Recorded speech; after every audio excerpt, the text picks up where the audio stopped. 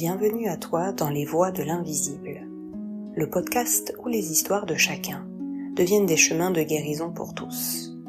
Un espace sacré où l'on rentre en douceur, où l'on écoute avec le cœur et d'où l'on ressort transformé. Je suis Mélanie, thérapeute psycho-énergétique, initiée à l'hypnose spirituelle, aux approches systémiques et transgénérationnelles. J'œuvre à travers des soins énergétiques canalisés, le magnétisme et des pratiques chamaniques qui relient les mondes visibles et invisibles. Les récits que je partage ici naissent de ces espaces de soins. Les prénoms ont été modifiés pour protéger ceux qui traversent ces chemins, mais leur histoire, elle, conserve leur vérité universelle, celle qui résonne en toute âme en quête de sens. Vous entendrez ici des récits de loyauté invisible, de blessures anciennes, de mémoires familiales, de liens d'âme, de capacités extrasensorielles à retrouver, de transmissions silencieuses et de ces forces subtiles qui nous traversent sans que nous les voyions. Des voies intérieures et extérieures, entre les mondes, entre les espaces-temps, entre les âmes, qui éclairent nos chemins de guérison. Des histoires qui nous rappellent que nous ne sommes jamais seuls sur nos routes intérieures. Parfois, je vous guiderai aussi dans des méditations pour vous aider à écouter ce qui murmure en vous. Je vous invite à présent à vous installer confortablement. Prenez une respiration profonde, relâchez les épaules et laissez ces histoires ouvrir en vous un espace où l'invisible devient enfin audible.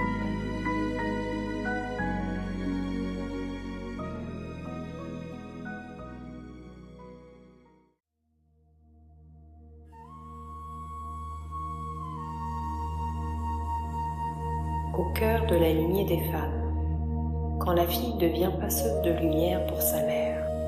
Le récit d'Elina. Elina est arrivée dans ma vie comme une plume portée par le vent. Une présence douce, presque effacée, comme si une partie d'elle n'osait pas encore se montrer. Sans bruit, sans prévenir, portée par un élan intérieur qu'elle ne comprenait pas encore totalement. Elle était en vacances en France, loin de son quotidien. Et quelque chose en elle avait murmuré qu'il était temps de faire une pause. Une vraie pause, pour elle. Elle m'a trouvée presque par hasard. Ou plutôt, comme le hasard fait les choses, quand l'âme cherche un passage. Elle est tombée sur mon site internet, a lu quelques lignes, a senti une vibration, un appel. Elle ne savait pas encore exactement pourquoi, mais elle savait qu'elle devait venir. Elle m'a écrit pour une consultation avec la médecine du cacao sacré et nous avons fixé une séance en présentiel. Je me souviens encore de ce moment où elle est entrée. Elina avait cette façon d'être là, sans vraiment être là. Comme si elle avançait dans la vie en se tenant légèrement en retrait d'elle-même, comme si elle s'excusait d'exister trop fort. Je sentais en elle une vigilance ancienne, incrustée dans les tissus, dans les muscles, dans sa respiration.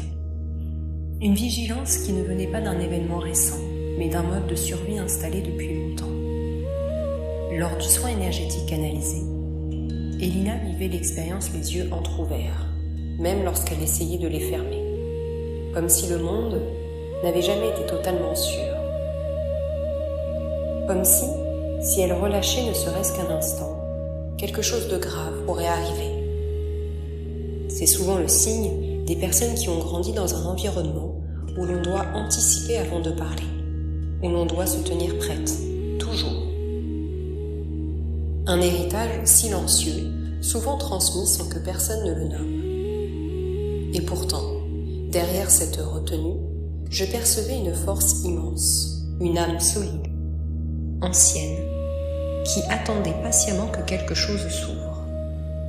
Comme si une part d'elle frappait doucement à la porte depuis des années, en murmurant « Je suis là, quand seras-tu prête à me retrouver ?» Pendant le soin, une image s'est imposée à moi, un chemin long, lumineux, et au bout une grande silhouette, une présence qui attendait. Je lui ai transmis ce que je voyais. Elina a immédiatement pensé à un amour passé, à une relation marquante qu'elle n'avait jamais vraiment refermée. C'est souvent ce que l'on croit, ce que l'on cherche se trouve à l'extérieur. Mais je sentais autre chose. Je savais que cette silhouette n'était pas un autre, c'était elle. La part d'elle qu'elle avait laissée derrière, quelque part dans son histoire, peut-être dans son enfance, peut-être dans sa lignée, peut-être à un moment où elle avait dû se couper d'elle-même pour survivre. Cette silhouette représentait son retour à elle, son retour à sa force, à sa vérité, à son féminin profond, à cette femme qu'elle n'avait pas encore osé devenir. Ce jour-là, sans le savoir, Elina avait commencé un chemin de retrouvailles, un chemin vers elle-même. Les années ont passé, 4 années de chemin, de soins, de prise de conscience, de petites ouvertures et de grandes secousses. Elina avançait, parfois avec douceur, parfois avec résistance, mais toujours avec cette sincérité profonde qui la caractérise.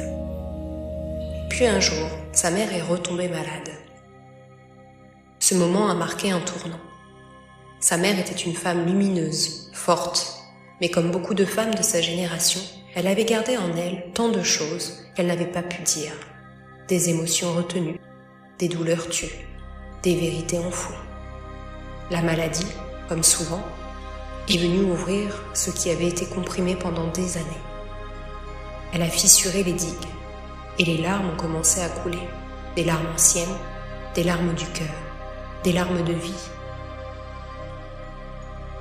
Elina m'a demandé de l'accompagner dans cette traversée. Elle et sa mère m'avaient fait confiance, et je sentais dans ce lien quelque chose de rare, de pur, presque sacré. Une mère qui s'accroche à la vie, une fille qui ne pouvait pas imaginer la perdre. Dans les soins à distance que je faisais sur sa maman, je voyais cette femme se dévoiler peu à peu. La maladie faisait remonter tout ce qu'elle n'avait jamais pu exprimer. De la peine, de la fatigue, des regrets, mais aussi l'amour immense qu'elle portait à ses enfants. Dans les premiers échanges possibles avec elle, sa mère pleurait. Pas des larmes de faiblesse, mais des larmes de vérité. Elle était belle dans cette vulnérabilité, belle dans cette force nue. C'était une femme qui s'accrochait à la vie, qui voulait encore aimer, encore transmettre, encore être là. Et Elina vivait ce moment comme une déchirure. Sa mère n'était pas seulement sa mère, c'était son amie, son allié, son repère. Elle était son soutien le plus intime, un point d'appui essentiel dans une lignée de femmes où les rôles et les blessures se transmettaient subtilement de génération en génération. L'idée de la perdre était inimaginable. Le lien entre elles était une beauté rare. 2 âmes liées par un amour profond, mais aussi par une loyauté invisible. Celle de la fille qui ne veut pas lâcher, et celle de la mère qui reste tant que sa fille n'est pas prête. C'est là que la dimension systémique et spirituelle s'est révélée. Dans certaines familles, les âmes se retiennent les unes les autres. Les mères restent pour leurs enfants, les enfants portent pour leurs parents. Les départs se retardent, les passages se figent, les corps s'accrochent. Elina était prise dans ce mouvement-là. Elle se sentait impuissante, mais en réalité, elle tenait sa mère par l'amour, et sa mère tenait pour elle. Puis un jour, Elina m'a demandé une séance. Elle m'informe que sa mère se sentait très faible et est rentrée à l'hôpital. Les médecins lui ont demandé de se préparer à son départ. Mais Elina ne pouvait pas. Elle se sentait impuissante, perdue, déchirée. Cette séance est l'une des plus marquantes de mon expérience de thérapeute. Lors de cette séance ensemble, je sentais cette tension subtile. La maman qui n'en pouvait plus, la fille qui ne pouvait pas lâcher, et entre elles, un amour si fort qui empêchait le passage. Puis j'ai senti le message arriver, clair, doux, mais difficile. La mère s'accroche, pour toi. Elle sent que tu n'es pas prête. Alors j'ai guidé Elina dans un voyage intérieur. Un voyage où son corps restait allongé ici, mais où son âme, elle, se déplaçait dans un autre espace-temps. Je l'ai invité à respirer profondément, à laisser son mental s'adoucir, à laisser son cœur prendre la place. Et peu à peu, quelque chose en elle s'est ouvert, comme une porte qui s'entr'ouvre après avoir été longtemps verrouillée. Je l'ai accompagnée pour que son âme se rende au lit d'hôpital de sa mère. Ce n'était pas une visualisation imaginaire. Il s'agissait là d'une rencontre d'âme à âme. Un espace où les corps ne comptent plus, où seules les présences se reconnaissent. Je sentais la vibration changer, devenir plus dense, plus lumineuse, comme si nous entrions dans un lieu sacré. Elina a vu sa mère, pas seulement son corps affaibli, mais son essence. Cette femme forte, lumineuse, qui avait tant porté, tant retenu, tant aimé. Sa mère était là, entre deux mondes, fragile et puissante à la fois. Je lui ai demandé d'entourer sa maman d'un halo de lumière, une lumière douce, dorée, vivante. Une lumière qui soulage, qui apaise, qui libère. Une lumière qui vient du cœur, pas de la tête. Une lumière qui dit « Je suis là, je te vois, je t'aime, tu peux te reposer ». Et cette lumière s'est mise à circuler autour de sa maman, puis à travers elle. Elle enveloppait son visage, ses épaules, son cœur, ses organes fatigués. Elle venait dissoudre la douleur, alléger le poids et ouvrir un passage. La scène était d'une intensité sacrée.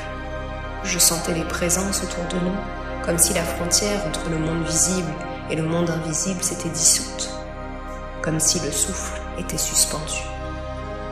Sa mère souriait, un sourire doux, profond, un sourire d'âme, un sourire qui disait « Je sens ta présence, je sens ton amour, je peux me laisser aller ». La lumière enveloppait tout. Elle remplissait la pièce de l'hôpital. Elle entourait Elina. Elle entourait sa mère. C'était un moment suspendu. Un moment où le temps n'existe plus. Un moment où l'amour devient un passage. Dans ce voyage, Elina n'était plus impuissante. Elle n'était plus la petite fille qui avait peur de perdre sa maman. Elle devenait une femme qui accompagne, qui soutient, qui ouvre la voie. Elle devenait un pont entre les mondes. Ce que je percevais, c'était la justesse de ce moment, comme si sa mère attendait cela, que sa fille soit là, présente, reliée, ouverte. Que sa fille soit reliée à sa puissance d'âme, lui offrant cette lumière guérisseuse, cette permission intérieure, cette douceur qui libère. Ce voyage n'était pas symbolique, il était réel, profond et énergétique. Il a permis à sa maman de s'apaiser. Il a permis à Elina de lâcher. Il a permis au passage de se faire. Puis je la guide à revenir tranquillement par ici. Quelques instants après le voyage intérieur, alors qu'Elina revenait doucement à elle, encore enveloppée de la lumière qu'elle avait offert à sa maman, son téléphone a sonné. Un appel. Le nom de son père qui s'affiche. Elle me dit « Excuse-moi, c'est mon papa, il est à l'hôpital, je dois répondre ». De mon côté, il y a eu un silence, un de ces silences qui déchirent. Puis sa voix s'est brisée, fragile, dévastée. Elle me dit, étant toujours au téléphone avec son père, elle est partie. À cet instant, tout s'est arrêté. Le temps. L'espace, les pensées.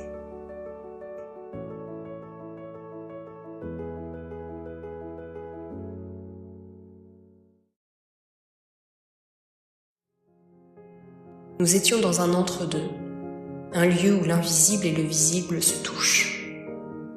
Le temps s'est suspendu. Elina venait de vivre, dans l'invisible, le passage de sa mère. Elle l'avait accompagnée. Elle l'avait enveloppée de lumière. Elle avait ouvert la porte entre les mondes. Elle lui avait offert ce que sa mère avait besoin, la permission intérieure de partir. Ce que je ressentais était d'une évidence bouleversante. Sa mère avait attendu ce moment précis pour quitter ce plan. Ce moment où Elina ne serait pas seule, où elle serait portée, soutenue par une présence, et où son cœur serait ouvert, où l'amour pourrait circuler en elle sans peur.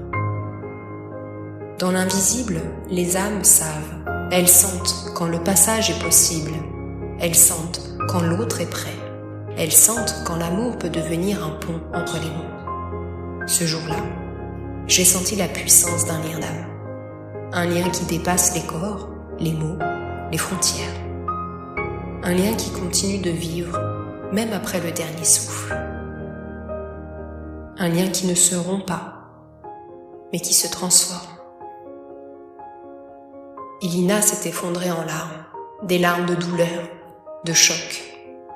Des larmes qui disaient tout ce qu'elle n'avait jamais imaginé devoir vivre un jour.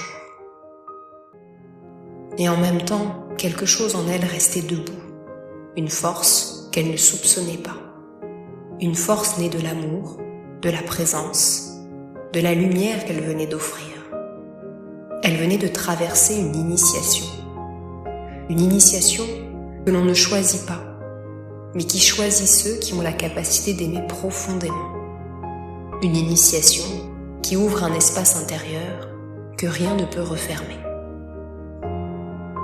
Et moi, derrière mon écran, j'ai senti mon propre cœur se serrer. J'aurais voulu être là, physiquement, à ses côtés.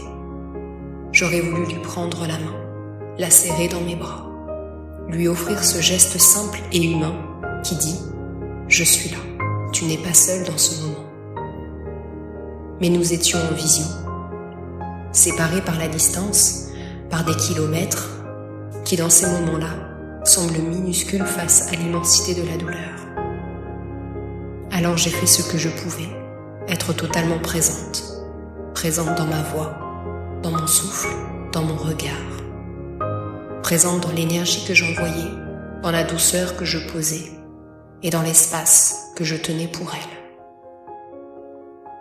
Je sentais les présences autour de nous, comme si l'invisible s'était rapproché pour nous soutenir. Je n'étais pas seule à l'accompagner. Il y avait quelque chose de plus grand, de plus vaste, qui nous enveloppait toutes les deux. Aline pleurait. Je la regardais, bouleversée, touchée et admirative. Je sentais sa douleur, mais je sentais aussi ce mouvement intérieur, subtil et profond. Comme si, au milieu de ce chagrin, un espace nouveau se créait. Et dans ce moment suspendu, j'ai compris que ce qu'elle vivait n'était pas seulement une perte, mais une initiation, une traversée, un passage d'âme à âme, de mère à fille, de lumière à lumière. Je me suis sentie honorée d'être là, témoin de ce moment, même à distance, même derrière un écran, parce que l'essentiel ne se joue pas dans le corps, il se joue dans la présence, dans l'amour, dans l'invisible. Dans ce moment déchirant, quelque chose s'était ouvert en elle, un espace nouveau. Un espace où la lumière pouvait enfin circuler. Un espace où elle pouvait commencer à se retrouver elle-même, au-delà de la fille, au-delà de la douleur, au-delà du rôle d'enfant sauveur qu'elle avait toujours porté en elle. Ce passage n'a pas seulement marqué la fin d'une vie, il a marqué le début d'un chemin, le sien. Ce que vivait Elina avec sa mère n'était pas seulement un moment de séparation. C'était un passage initiatique inscrit dans la lignée des femmes, un mouvement qui dépassait leurs deux corps, leurs deux histoires personnelles. Dans cette lignée, les femmes avaient appris à être fortes, à tenir, à porter en silence. Elles avaient retenu leurs émotions, leurs vérités, leurs douleurs. Elles avaient avancé avec courage, mais souvent sans espace pour déposer ce qui se pesait. La maladie de sa mère, le cancer au niveau de sa poitrine, avait ouvert une brèche dans ce silence transgénérationnel. Elle avait permis à ce qui n'avait jamais pu être exprimé de remonter à la surface. Elina, dans cette traversée, n'était pas seulement la fille qui accompagne sa mère. Elle était la femme de la lignée qui venait libérer, adoucir, transformer. Elle était celle qui, par sa présence, par sa lumière, par son cœur ouvert, permettait à sa mère de relâcher ce qu'elle avait porté toute sa vie. Ici, il s'agissait d'un travail d'âme, d'un travail de lignée, d'un travail de féminin. Elina venait, sans le savoir, réintégrer la puissance de son féminin. Un féminin sensible, intuitif, lumineux. Un féminin qui accueille, qui relie, qui accompagne. Un féminin qui guérit. Dans le voyage intérieur, lorsqu'elle a entouré sa mère de lumière, elle n'a pas seulement apaisé sa douleur, elle a ouvert un passage. Elle a permis à sa mère de partir en paix. Elle a permis à la lignée de respirer. Elle a permis à la mémoire des femmes de sa famille de se libérer d'un poids ancien. Et lorsque sa mère est partie, quelque chose en elle, de nouveau, s'est ouvert. Un espace où elle pouvait enfin commencer à se retrouver elle-même, non plus comme la fille qui porte, non plus comme celle qui doit être forte, mais comme la femme qu'elle est venue incarner. Ce passage a marqué la fin d'un cycle dans la lignée et le début d'un autre.